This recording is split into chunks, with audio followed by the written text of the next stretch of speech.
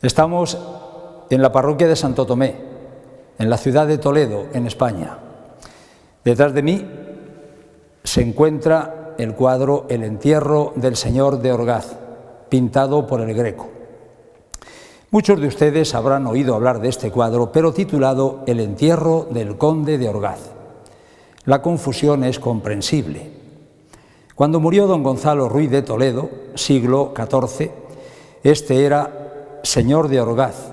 El señorío fue fundado en 1220. Cuando el Greco pinta el cuadro, siglo XVI, el señorío es ya condado.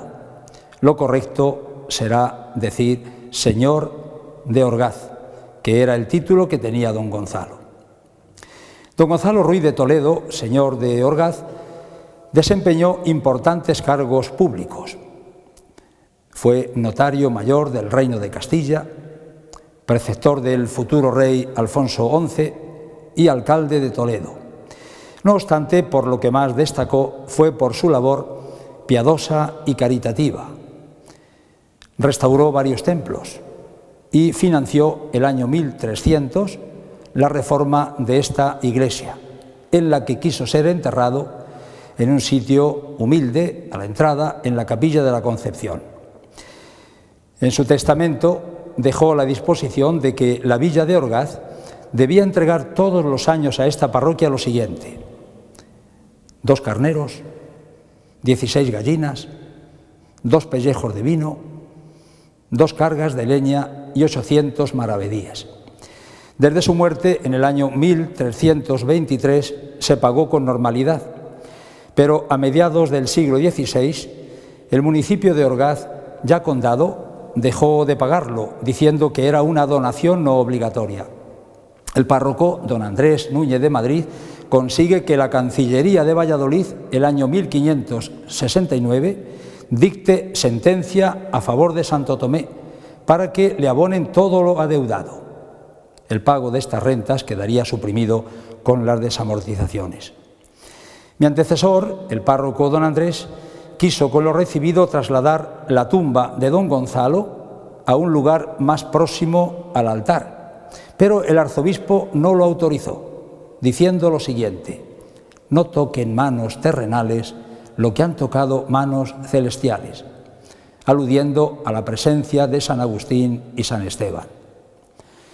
Don Andrés remodeló la capilla, elevó el piso al nivel de la iglesia, cubriendo el sepulcro, y encargó el año 1570 una inscripción en latín que se conserva allí. Y además encargó un gran lienzo para situarlo encima de la inscripción, en el que se mostrara el milagro ocurrido en el entierro del señor de Orgaz. El cardenal Quiroga, el año 1584, concedió permiso, como era preceptivo, para que se pintase, reconociendo así el milagro ocurrido en el entierro. Don Andrés encargó en 1586 el gran lienzo al reconocido pintor Doménicos Theotokopoulos, el Greco. Lo terminó el año 1588, creando una de las más grandes obras de la pintura universal, el entierro del señor de Orgaz, que lleva en esta capilla desde que lo pintó. El año 2001, el párroco don Demetrio Fernández ordenó una excavación en la capilla para localizar la sepultura y hacerla visible. La posición es la que contemplamos, situada debajo del lienzo, lugar que ocupa casi 700 años.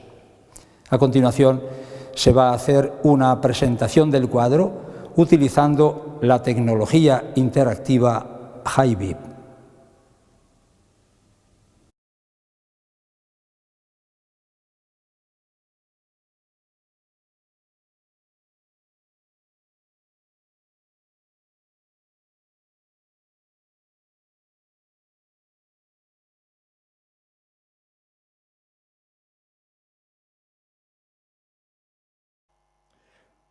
El Greco ha conseguido transmitirnos en esta obra maestra un mensaje de esperanza.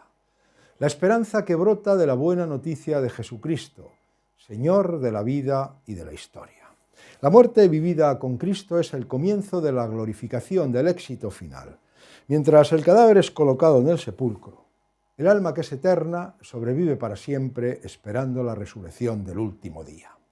Como ya se ha dicho por nuestro párroco don Gerardo, estamos ante un cuadro de encargo con instrucciones muy precisas de lo que debía contener y representar. En concreto, se exigió al Greco que en el lienzo se ha de pintar una procesión de cómo el cura y los demás clérigos que estaban haciendo los oficios para enterrar a don Gonzalo Ruiz de Toledo, señor de la villa de Orgaz, y bajaron San Agustín y San Esteban a enterrar el cuerpo de este caballero, el uno teniéndole de la cabeza y el otro de los pies, echándole en la sepultura y fingiendo alrededor mucha gente que estaba mirando. Y encima de todo esto se ha de hacer un cielo abierto de gloria. Esta petición concreta de lo que debía representarse en el entierro hace aún mayores las cualidades artísticas del Greco, que fue capaz de cumplir con este encargo y conseguir esta obra genial. En líneas generales son muchos los aspectos que podemos destacar del cuadro, pero para empezar vamos a resaltar que se trata del primer cuadro de conjunto de la historia del arte español y en él se pueden reconocer algunas personalidades relevantes del Toledo del momento, descubriéndonos de nuevo el magnífico retratista que ya se nos reveló en Italia. Por otro lado, no deja de sorprendernos que esa mirada comprometida con la realidad que le circunda y que plasma de forma tan sobria, realista y sin fondo, y que contrasta con la parte superior del cuadro, la parte celestial, radiante de colorido y formas, en la que el Greco dio rienda suelta a su imaginación al servicio de la historia.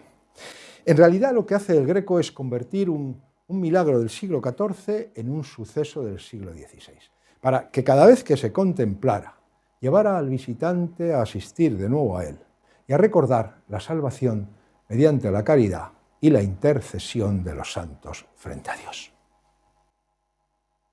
El cadáver es depositado con toda veneración, y por las obras de caridad y piedad de don Gonzalo, merece que bajen del cielo a sepultarlo San Esteban y San Agustín, mientras que se oye una voz que dice: tal galardón recibe quien a Dios y a sus santos sirve. En la parte inferior del cuadro, el Greco representó, como hemos dicho, el milagro, pero no como un episodio acaecido en el siglo XIV, sino como algo ocurrido en el siglo XVI, con personajes contemporáneos vestidos a la moda del momento, lo que es un claro anacronismo, y reflejando un oficio de difuntos de esa época, 6 hachones amarillos encendidos que portan algunos de los asistentes, una cruz procesional, capa pluvial negra y representantes de las órdenes religiosas que solían asistir a los entierros de miembros de la nobleza. Tal y como se relata en la narración del milagro, bajan del cielo San Agustín y San Esteban, se inclinan, sujetan el cuerpo del señor de Orgaz en apariencia ingrávido de los hombros y de las piernas para depositarlo en el sepulcro. San Agustín, uno de los 4 grandes padres de la Iglesia, pintado con el rostro del cardenal Quiroga, que fue quien autorizó el lienzo, aparece como un anciano barbado, con mitra y capa episcopal ricamente bordada, en la que se ven representados San Pablo con la espada, Santiago con el bastón de peregrino y Santa Catalina de Alejandría con la espada de su decapitación, la palma del martirio, y pisando la cabeza del emperador Maximiano, que fue su perseguidor. San Esteban, diácono y protomártir, lleva grabada en la parte inferior de su dalmática la escena de su propio martirio, y si nos fijamos podríamos incluso ver un cuadro dentro del otro cuadro. Don Gonzalo, con el rostro lívido y agrisado por la muerte, lleva una armadura damasquinada en la que puede observarse, si se mira con atención, que está la cara reflejada de San Esteban y la mano del caballero del Santiago. Aunque por su carácter caritativo y humilde don Gonzalo quiso enterrarse en el último lugar de la iglesia de Santo Tomé, lo cierto es que el Greco lo representa con una rica armadura y no con una pobre mortaja como podría esperarse.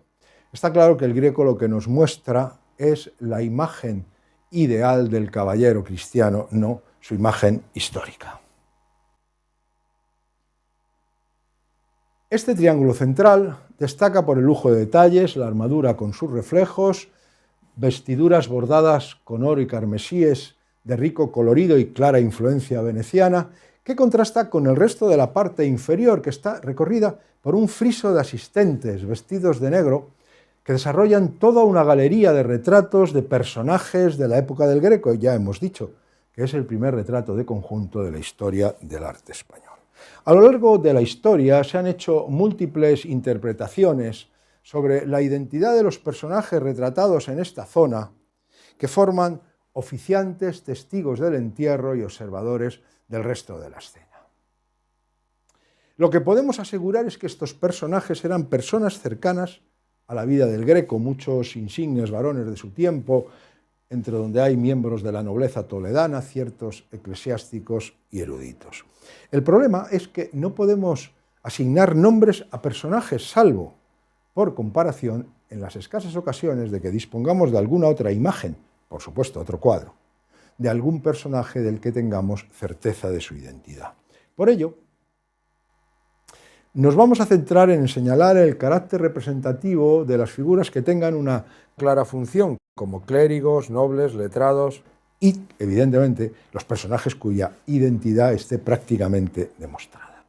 Entre los primeros destacan 3 frailes, un franciscano, un agustino y un dominico o trinitario, los oficiantes de la ceremonia, de los que hablaremos más tarde, y entre los nobles destacan estos 3 miembros de la Orden de Santiago, que están caracterizados por su cruz roja bordada en el pecho y lechuguillas o golas, opuestas a los cuellos planos y vueltos de los letrados. No se sabe realmente con certeza a quién pertenecían.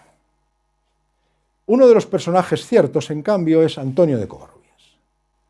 Personaje de barba blanca, con la cara de perfil, sacerdote humanista y experto helenista muy amigo del propio Greco, que ya le retrató en otras ocasiones en cuadros que se encuentran en el Museo del Greco de Toledo y en el Louvre de París.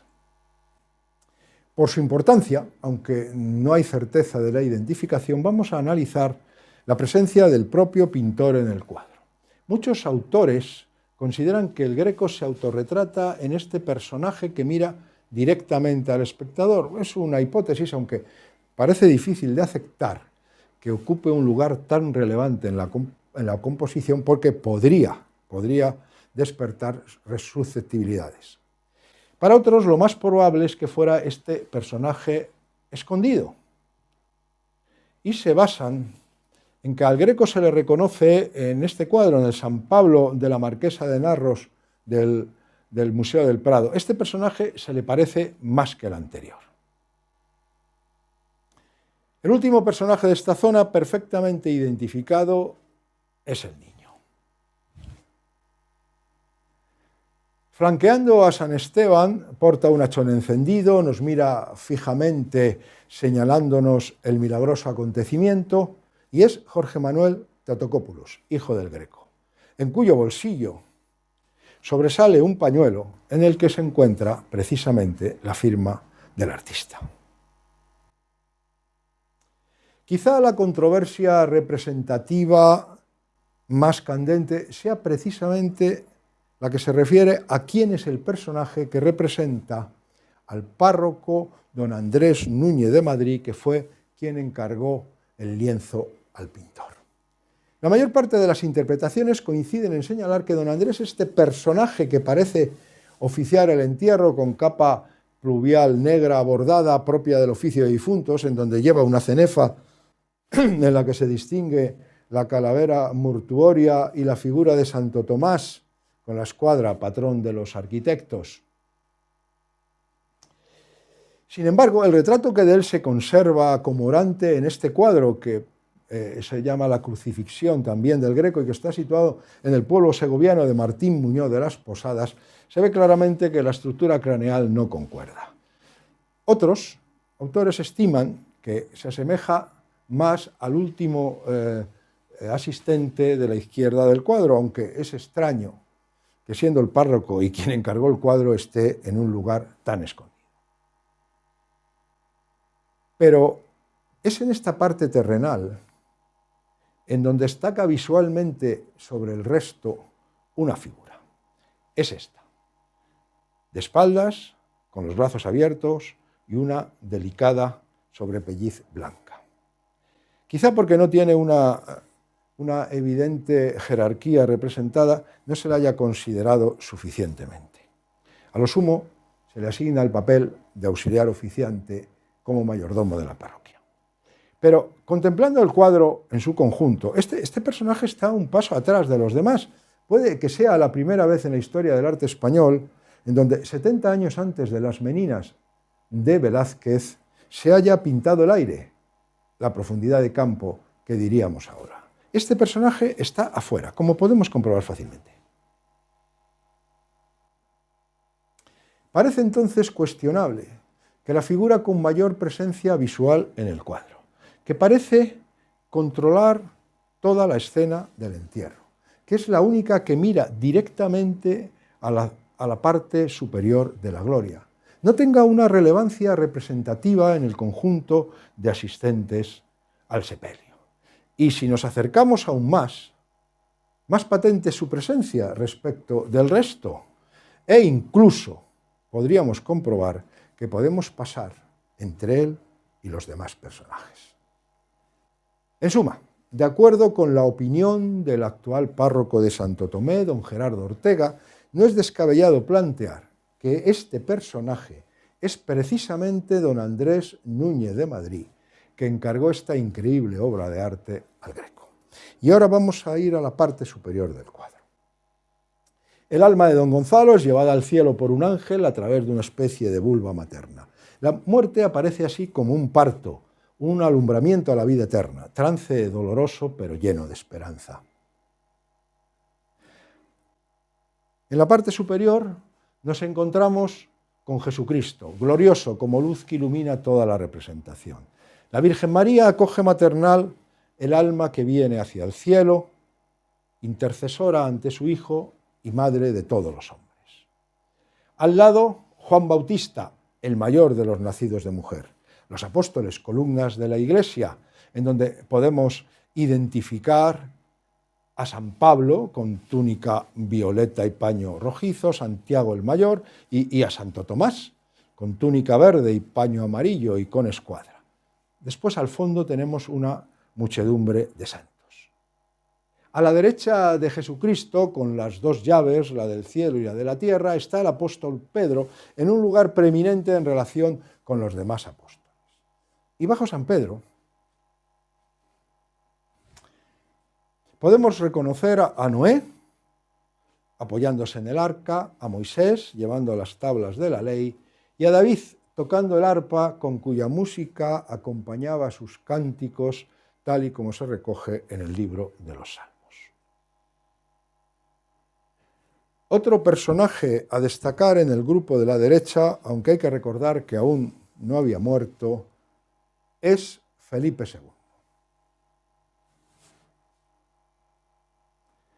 Lleva a su gola y la característica mano en el pecho, como solía pintar el Greco. Y para finalizar y continuando con este lado derecho, aparecen tres tenues figuras. La primera, María Magdalena con el tarro de las esencias, la segunda, Marta, y la tercera podría ser Lázaro. En conclusión, como decíamos al principio, el Greco ha conseguido transmitirnos en esta su obra maestra un mensaje de esperanza. La esperanza que brota de la buena noticia de Jesucristo, Señor de la vida y de la historia.